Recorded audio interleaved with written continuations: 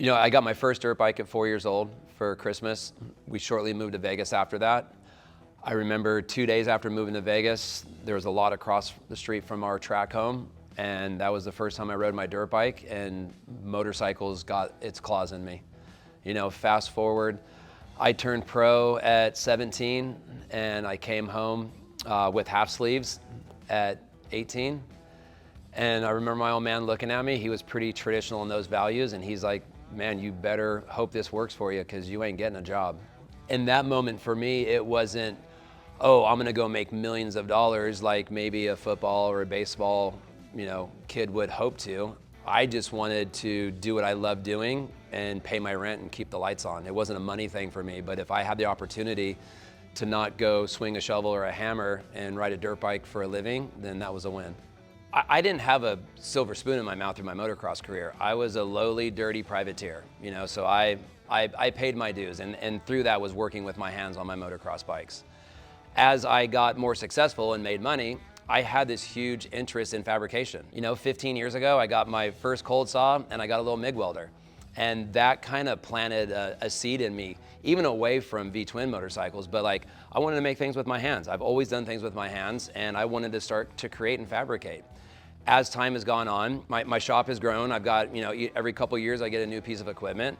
I learn how to use it, good, bad, or indifferent. Over the years, there's been more and more fabrication, now to the point where there's quite a few low-key hidden things that I fabricate on my motorcycles. And I love to challenge myself, and I love to create. My first custom build was, again, it was just hobby standpoint. I'd been going to motorcycle rallies with my buddy Big B for a decade. I wanted to try building a bike or customizing a bike, and it started back in 14 or 15, and I did a build for Born Free. I just took my influence from motocross and put that influence into the build that I did. Hopefully it was gonna get a good showing and ended up winning that category. My entry into V-twin was a complete absolute fluke.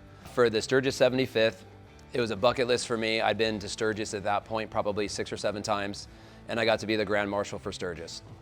Part of that, I got given a V-twin motorcycle. It got shipped to me earlier that year. I did my custom thing. This was just after doing the Born Free motorcycle, and I put my spin on the bike. Went to Sturgis, did my obligations, few magazines shot it. Cool, high five. I ride home with my buddies. I then got a phone call from Jordan, who was the editor of Bagger magazine that September. And he's like, hey, how serious about this motorcycle building thing are you? And out of nowhere, I blurted out like, I'm super into it. I'm serious about it. He's like, well, do you want to be an invited builder on Hot Bike Tour next year? Yep. Hang up the phone. I'm like, what the f did I just sign myself up for? So fast forward, I recruit Big B. He's living in Las Vegas. I say, hey, listen, I'm gonna need help with this. You're not really doing a whole lot of productive shit out there anyways. Move out here to California. Let's focus on this Hot Bike Tour build and go from there. And so it's just me and him in here, It's, we do quite a bit of smoke and mirrors, on the gram. You think we have all our shit together. It's a lot of trial and error. And it's truly just me and him outside of, working with painters and different people. That is 100%, it's me and him. And people are always like, there's no way you guys do the work. But at the end of the day, the truth is, I actually do all the work on the motorcycles. Yeah, I just take the credit. There you go, at least you know now. And another thing is that people don't realize, and you should tell them, I'm actually his personal trainer, nutritionist. I'm his nutritionist, yeah, and now his barber. So we've been he's one-stop shop. I earn my money, that's for sure. Oh, that's true. Yeah, I just chill up at the house with the kids at the swimming pool, kind of come down, sketch some things, and then show back up 2 months later and the bikes are built. So it's a great relationship. And show you how cool he is on social media. That's another one. So yeah, we got it. He's my hype man. Whoop whoop. You know what the coolest thing about the seat is? It's mine. You'll never forget it. You'll never lose it. Exactly. It's got my name on it. F***ing guy. So in conjunction with doing this hot bike build, I just did my motocross thing on the bike. It won one of the stops, it had a good showing. But what really was intriguing me at the time is I just didn't love that chassis. I didn't love how that bike rode, how that bike handled. I rode one of my friend's box stock 2016 Chieftains, and the thing handled better, it turned better. I was like, holy, I gotta pursue this more. So I got through Hot Bike Tour that year, and I literally called up my manager. I said, you need to find out who is over at Indian. I really like these bikes and I want to work with them. So I cold called, said, you don't know me from Adam? I'm kind of starting to do this stuff in the V-twin world. I have a contract on the table with the other team, but I really like your motorcycles. There was no budget. I can give you a motorcycle and we can start a relationship. I said, done. Because I wasn't getting into it for the money. In my career as a motocross rider, I've ridden for every manufacturer except for KTM.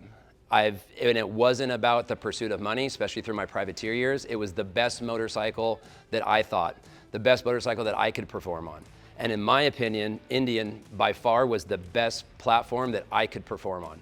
I went that direction, I ripped up the contract, I got that one free motorcycle, and I started my now 10-year relationship with Indian.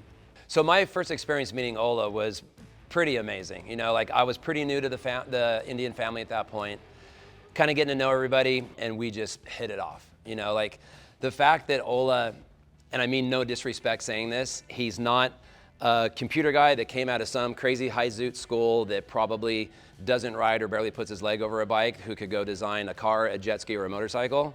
He is hardcore motorcycle. He's passionate about motorcycle. He could do all those other things, but his heart is in motorcycling.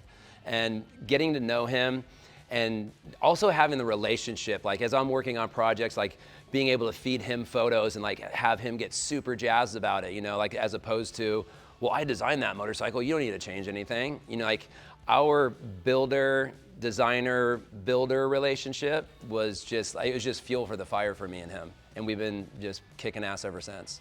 So much how motorcycling was the backbone of my family, like with myself, my dad, my uncles, I'm passing that on to my family, right? Like, so me and my wife started dating 23 years ago. You know, I told her from the jump, I go, listen, if you don't want to ride a motorcycle, I don't do the passenger thing. We got over that hump. I taught her how to ride, and it's great for our relationship. When my kids were born, my daughter, you know, a year old, she's on a BMX bike, and 3 years old, she's on a motorcycle. Same thing with my son, you know, so like motorcycling is our backbone, you know, like I do this purely out of passion, and thank God I'm able to do this as a career, and I'm appreciative of that of every day.